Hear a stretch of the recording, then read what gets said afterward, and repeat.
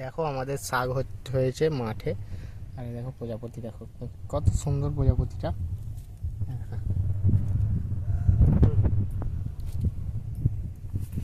এই যে প্রথম শাক আমাদের, প্রথম খেসারি করাই শাক হয়েছে, এই যে তুলছি। কত সুন্দর লাগছে বলো তো, এই দেখো, টাটকা এক পুরো থালা হয়ে গেছে। এক থালা। অল্প একটু শুধু ওইটুকু শুধু তুলেছি, তাতেই এক থালা হয়ে গেছে। এইটুকু খালি তোলা হয়েছে, এখনো দেখো ভর্তি রয়েছে। তো তুমি কাজটা করে তুলছো কেন? কাস্তে করে তুললে বলে নাকি যে শাক আরো বেশি হবে, সেই জন্য তুলছি। ভালো লাগছে বেশ যে এত সুন্দর হয়েছে ফসল। আর আমাদের যে টমেটো গাছগুলো ছোট ছোট ছিল, কত বড় বড় হয়ে গেছে। একদম ছোট ছোট নিয়ে আসা হয়েছিল চারাগুলো।